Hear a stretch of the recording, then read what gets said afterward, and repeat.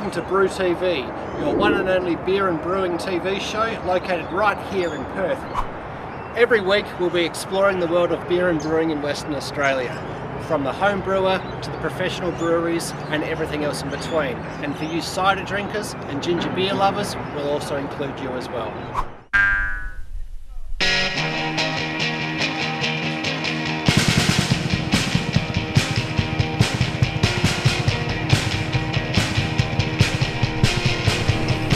G'day and welcome to BrewTV for another week.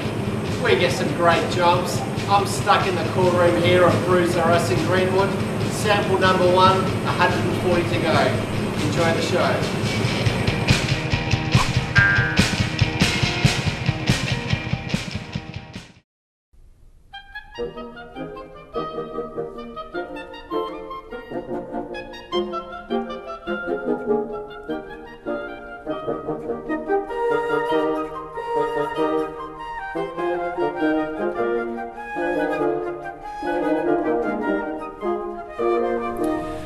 So, half an hour out of Perth, nestled in the southeast hills of the Darling Scarp, is the Elizabethan Village. A fantastic little place, fantastic architecture, and it's where the Last Drop Brewery is also located. Jan, so where are we now? Well, we are at the function room of Elizabethan Village Pub. I would like to introduce you to Warren Clark, who is the proprietor of the pub, and he's been here for a few years, and he's definitely doing a very good job. Yeah. And it's a pleasure to work with him. So, tell us a little bit about the Elizabethan Village. It was probably, this is about 1978. We were sitting at the moment, even though it looks older. It was designed as a Tudor design. Up behind us, we have replicas of Anne Hathaway's and Shakespeare's house. I've owned the licence on this place for the last 5 years, and been here for about 9 years. So it's certainly been an eye-opener for me, you know, working with the with Jan as far as the brewery goes. It's handy. Pity we just can't get direct lines. Yeah.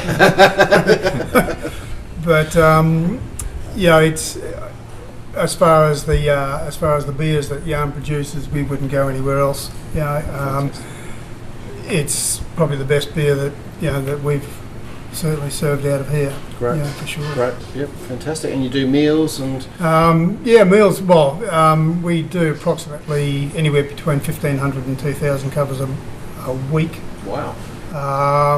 Which, depending on seasonal, obviously, and most of our venue is outside rather than in. And from time to time, we have lots of car shows up here. Oh yes. Yep. They come and park on the village green. Yes. We have St George's Day, which is like the English National Day, because a lot of our customer base is of English descent. Okay. So we have a big celebration for St George's Day with medieval fighting and Fantastic. the like. Yep. And weddings, engagements. Yes. Yeah, and that's what the function room's primarily used for, and people do get married either out in the village green, or we have a courtyard with a chapel facade up behind us. And you've got a little bar located on the village green, so...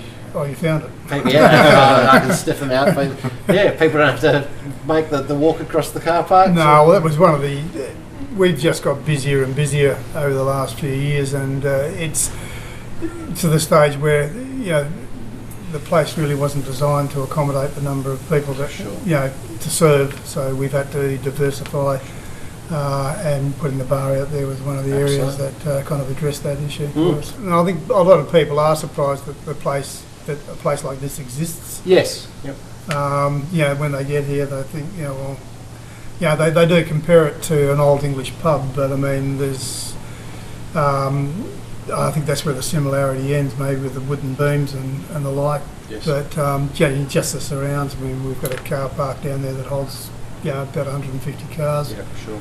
And the village green, where, you know, people can bring their kids, because it kind of lends itself to kids being able to play footy or have a game of cricket or something like that. And, sure. Yeah, it's like I say, it's very much a family-orientated pub. Mm-hmm. And I noticed when we were downstairs, and we'll have a look at this in a moment, the tasting trays of Jan's beers. Yeah, we do tasting trays, which is fairly fairly new, and it seems to starting to for us to catch on. Yes. You know that we do a tasting plate. Even though I think at the moment we've got 9 beers on tap and only enough room in the tray for 5. So people can pick and choose, and yep. Oh, that's great. So, are you finding a lot of people are embracing that? If they're not too familiar, perhaps with the Last Drop beers, they get a selection. Yeah, well, I mean, for sure. Yeah. I mean, at this stage, before we, somebody say, "Well, can I have a taste of this? I have a taste of that." I mean, now we are able to offer, the selection and I suppose get recompense for it as well. Sure. It's a fairly new concept, for us, but it is starting to take off, and people are, taking the opportunity to taste the beers, and it's been good. Fantastic. So, if you want to come down for a day when you're in the area, so like we said, it's a half an hour out of Perth, so perfect opportunity. Come down and enjoy the Elizabethan village and the hospitality of Warren and all his staff. Thanks, Warren. Yeah, thank you. No worries. Thanks. Thank you.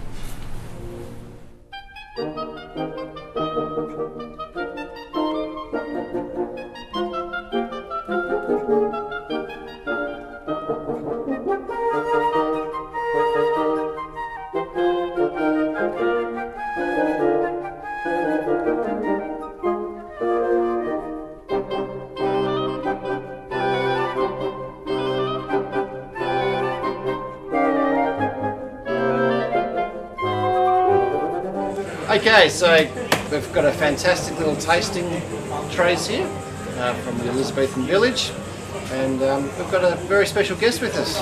Jan, who have we got? Well, Waterlands is my business partner, initially employer, I should say.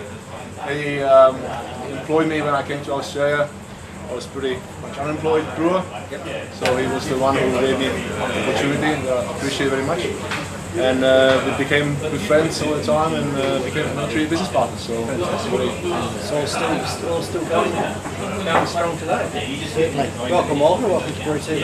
Nice to meet you. Tell us a little bit about the history of your role in the Elizabethan village and the Last Drop. The Elizabethan village was built in the 60s by an English industrialist who migrated out here.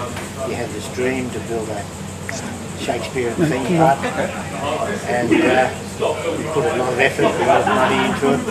Unfortunately, there wasn't the population of WA, and it didn't succeed. And by the late 80s, it was incomplete and closed down, and it was on the market.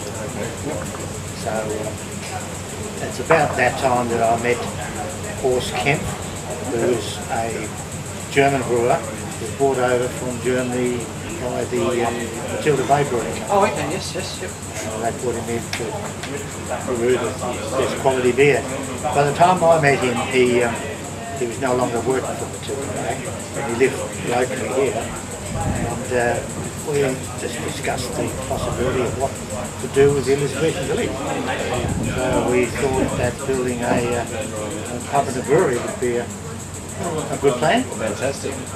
So I put an offer for the property, and we purchased it, and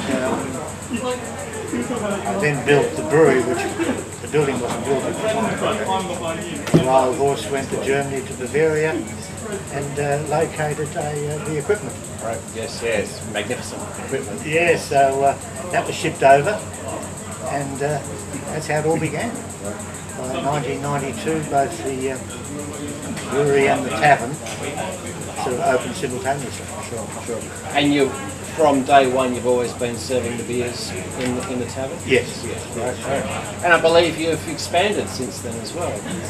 Yes, well, after that, Jan came and joined us as the assistant brewer, and then we built a Last Drop in Canning Vale from 2000, and we're working on another one in Coburn Centre. That should be finished in about a year. Great. So, Jan has been with us for over 20 years. As he said, he's a partner in the business, and it's been a very successful association, I must say. Fantastic. Well, Yeah. certainly brewing some very nice And beers. he's a very dedicated brewer. He's ever. He's the man that loves his craft. Yeah. Okay, Walter. Thanks very much.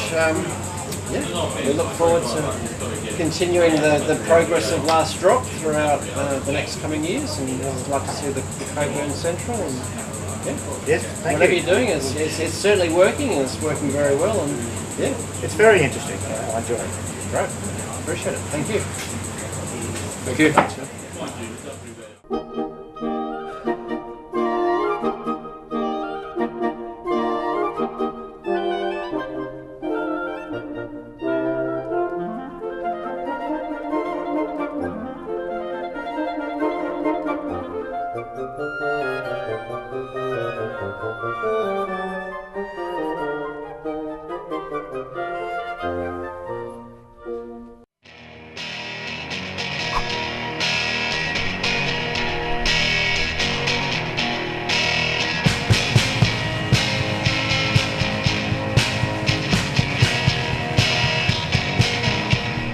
So we're down here at Brews R Us. We've got Adam here.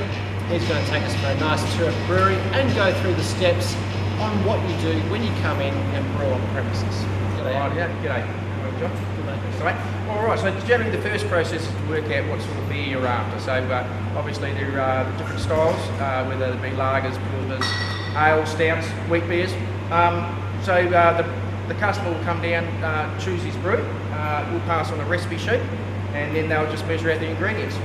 Now these drums, most of the drums come from Cooper, so it's a nice Aussie malt. Yep, fantastic. So they come down here, they measure the ingredients, so whether it be a lager for instance, they'll come down and measure out this lager malt. Along with that there, they'll have to, in the blue barrel here is the glucose, so that's your liquid glucose. So that's just going to not only enhance your body of your beer, also supply the alcohol that you're after. So following that there, I'll then proceed over to our stout hops. So they'll have a pelletised hops. We use a nice fresh pelletised hop. Yes. So they'll go in at different stages of the brew as well. First one is a bittering hop, and 40 minutes later we use an aroma hop. So they'll go in at different stages in our brewing kettles. Sure. So as you see, we've got 6 brewing kettles here, and they'll be individual brews for 6 individual brewers of ours, for customers. Right. And they get nice and hot, Yep. so just, they get up to 100-degree boil. And once they've been inside the kettle for an hour, a full hour of brewing, we will then drop it into through a hop strainer. Yes. And then through a heat exchanger, which enables us to get it down from that 100-degree boil. Sure. Down to 20 degrees is what we're after, just so we can pitch the yeast. Yes. And once it goes into the fermenter, we lock it up nice and tight, and it will ferment from there. Into the temperature controlled. Yes, so fermenters, so that's probably the difference between probably a home brew and ourselves. It will then go into a temperature controlled fermentation room.